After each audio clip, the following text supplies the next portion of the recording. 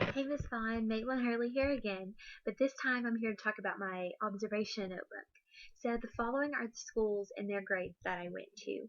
For kindergarten, first, and second grade, I went to Pinewood Elementary School. For third and fourth grade, I went to Cato Elementary School. For fifth and sixth grade, along with the fifth and sixth grade GT room, I went to Cabot Middle School North. And then for my inclusive site, I went to Pathfinders. So I'm just going to talk about each one of my observations and something that I liked or something that I saw and that really stood out to me, along with maybe if there was something I disagreed with or didn't like so much. Kindergarten was my first observation for this class, and it was enlightening and it made me scared for what I was going to see. It was at Pinewood Elementary School, and I've been there before, and so I kind of knew what to expect with the type of students that were there and the type of teachers that are normally found there. Miss Pinnock was her name. It was the kindergarten teacher, and you could tell that she had a long week. It was a Friday, so I think she was probably a little tired, and you could tell. Um, the students were rowdy and they didn't want to listen and they didn't want to sit still, and she couldn't get them under control, and frankly she didn't really even try to get them under control either, so I think she just had kind of had enough with them. For part of the observation, they were at this circle, they were in the circle at the carpet, and there wasn't really a carpet there, so the students had no directions where to sit. They just came to the front, and that's just kind of where they sat. So I think it would have helped if she would have actually had a carpet there to designate, okay, you sit on the P, you sit on the Q, you sit on the S. People were sitting on each other, kicking each other, touching each other, and it just caused lots of distractions and problems. Another thing that I noticed was the teacher's demeanor towards the students.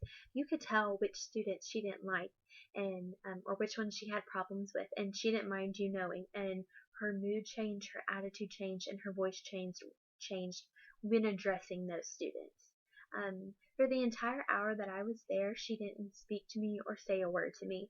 I'd ask her where she wanted me to sit, and she just kind of would hurry about and bustle about. So I think she really didn't want me there either. So I kind of felt bad for that. But I think she probably was just having a rough day. So that observation was definitely something to learn from and to make myself aware of my attitude whenever I'm addressing a student, either someone that I don't always, can get along with, because they're not all going to be perfect angels. And also my attitude when addressing if I have a visitor in my class. I don't want them to feel unwelcome, and I can only imagine if she's that way towards me, how she's that way towards the students all year long. And I think that really played a factor into their behavior, because if she was creating and nurturing an environment of love and support, then they would be more likely to respect her and her instructions when she gave them. And then I went to first grade down the hall, and it was a completely different story. I absolutely loved my first grade hour observation. Miss Buchan was beyond helpful to me, and she just wanted to take me under her wing and help me, and she offered help for my future classes, and I love the environment that she created in her classroom. She and the students loved her in return. There were so many times throughout that hour that I heard, "Man, Miss Buchan, I really just want to go home with you. Why does it have to be the weekend? I wish we could just go to school on Saturday and Sunday too. And why can't you be my mom?" And all these different comments. And it was heartbreaking at the same time as it was, wow, that's the kind of teacher that I want to be one day. Miss Buchan was working with the students one on one, and she was also they were also in their center, so there was a lot of differentiation going on, and so I really like that as well, rather than making all the students do one thing at one time. So she's able to control smaller groups. The students, if they would have a problem among themselves, they knew not to interrupt Miss Buchan, that she was busy with the other students, and so they usually resolved it within themselves, but sometimes she would have to direct them and say, make a big man decision. So not only was she nurturing and loving them in that classroom, but she was also preparing them for their future outside of her classroom that they didn't even realize. So I loved her, and I loved her class. I loved the environment that she made. On one wall, she actually had, it was a poster, and it said team, and their little handprints were all around the word team. And it just showed how she was creating that environment from day one and how important it is. Another interesting thing that happened while I was there was she actually had more students than normal. Um, one of the first grade teachers wasn't there to that day, and they couldn't get a sub, and so substitute teacher wasn't there, and so that class was actually divided between the other two first grade teachers, and so she had about 12 more students than normal and was having to accommodate to that. So just kudos to her, because you couldn't tell that she was struggling or that she didn't have enough material. She made it work and she went with it. So I loved her. I'd go back to her anytime. Um, my second grade observation was also at Pinewood, and it was with Miss Dacus. And Miss Dacus actually graduated from ASU BB, and then she went to A State too at the BB campus, like we're all doing. So I thought it was cool to see an actual teacher in the real life. Coming from the program that I'm in now. But anyways, her classroom was interesting. It was very cluttered. It was very messy, and I can't deal with clutter and mess, especially in a classroom like that. And so, while I was there, the whole time, she was grading their spelling tests that they had done previously that morning. And the students were either working on homework or they were reading. So I liked how she was emphasizing reading and making that an option for them and giving them time to do that. But then she would call students up one by one and to look at their tests. And one little boy was so excited that he finally made a perfect score and he couldn't wait to tell his mom. And another girl was crying because she didn't do as well. So I just was able to see the different range of students in the classroom. So that was cool. Um, Something that I would have liked to have seen would be the teacher and how she was addressing those students. You know, when the little boy was so excited, she didn't say good job or I'm proud of you or I knew you could do it. It was more of just, yeah, you did good, and like sit down, let's move on. But he was unfazed. He was just too excited. And then the little girl, she didn't give her a hug or didn't tell her it's okay, it's just one test, I know you can do better, you had a lot going on. It wasn't anything, it was just, it'll be all right, sit down.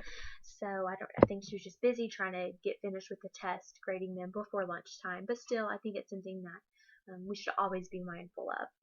Because they can really take that to heart. I remember when I was in second grade, and it's the only test I've ever failed, and it was a pop spelling quiz test, and I failed it. I got an F, and I was crying, and I just remember my teacher comforting me and letting me know, hey, it's okay. It won't count. It's not going to affect you. And I was devastated, and so I wish she would have done the same to that little girl.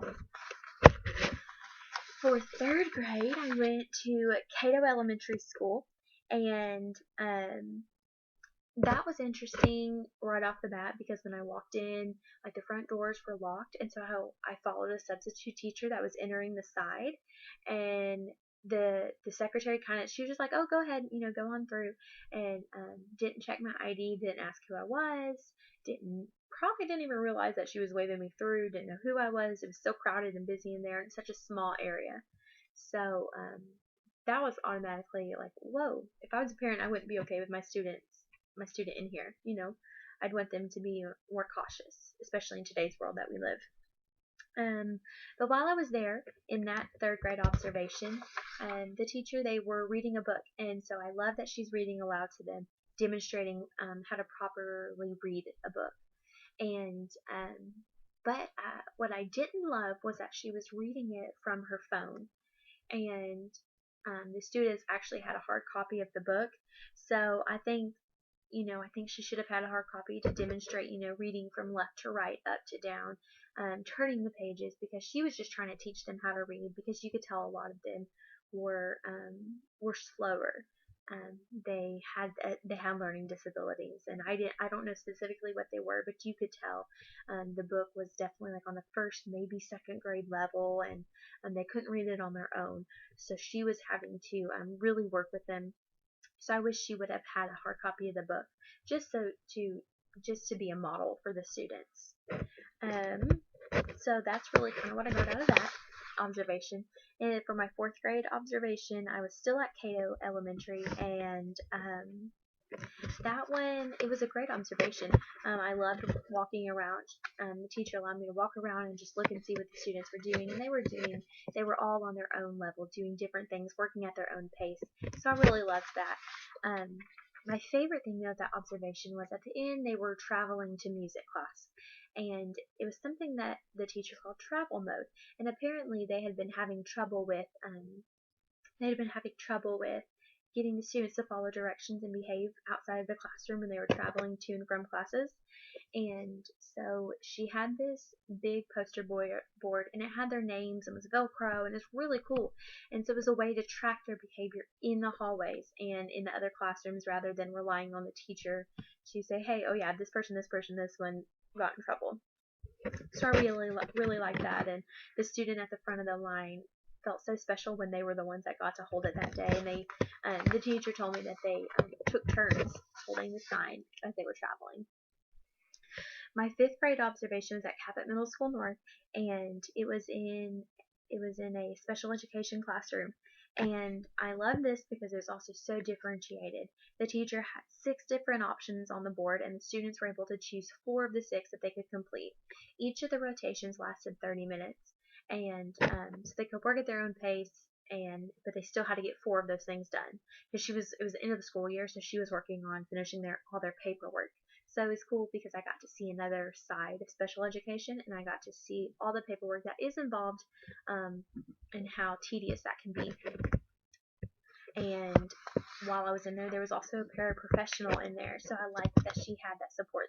Now there was only 8 students in the class, but with their different ranges and their different needs, you definitely need those extra hands because to help out. And throughout the observation, I was able to see their different levels, and it definitely takes a special person to work with those students. You definitely have to be called. Not anyone can do that. So I enjoyed it.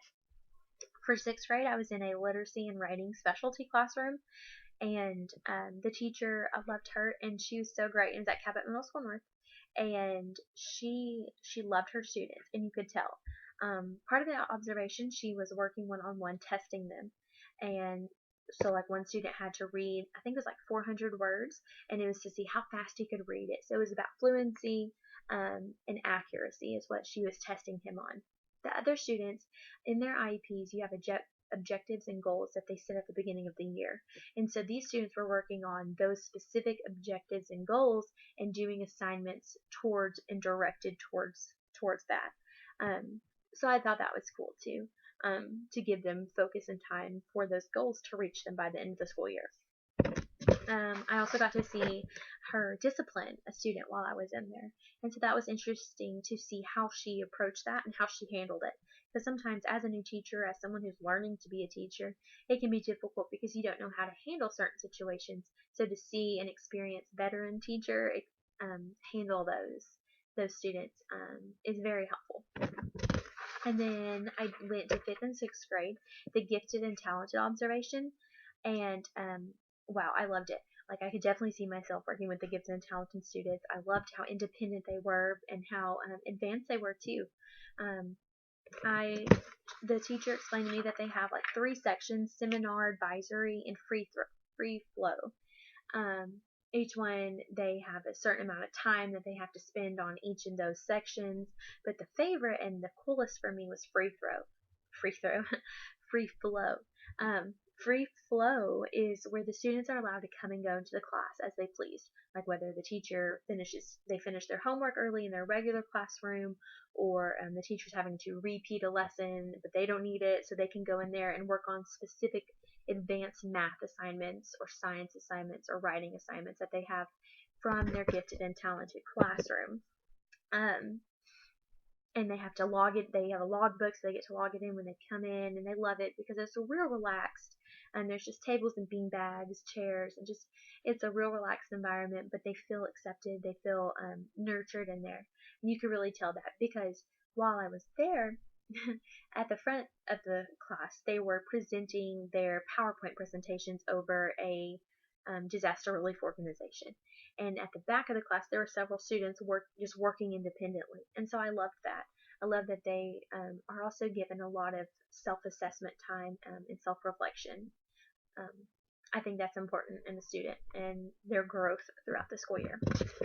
So I love that. I'm sorry, I'm trying to hurry. And then my final observation was my inclusive site, and I went to Pathfinders in Jacksonville, and he placed me in a toddler preschool area, but there were students, in there who were 8, 7, 9, who were just on a childlike level, who were in there 2 or 3 mentally, and so that was cool because that was interesting. I definitely couldn't do that. I couldn't. I'm not called for that, and I am so thankful for those that are. It's a hard job, and I was only there for a couple hours. I stayed a little longer, but I couldn't do that all day every day. So it's definitely cool to see how important it is for the regular classroom teacher to be invested in their students and to see and to be aware of what might be developing in them. And so I really liked it though. I liked being in there. I liked I loved seeing the students and how excited they were when a new person came in. And, one little girl just wanted to touch my hair and to touch my clothes and just sit by me. And so they definitely make you feel special. So I really liked that. They were just working on gluing that day. That was their skill for the day. And, I don't know, it was really cool. It was really special. But anyways, that's my observation notebook. Thanks.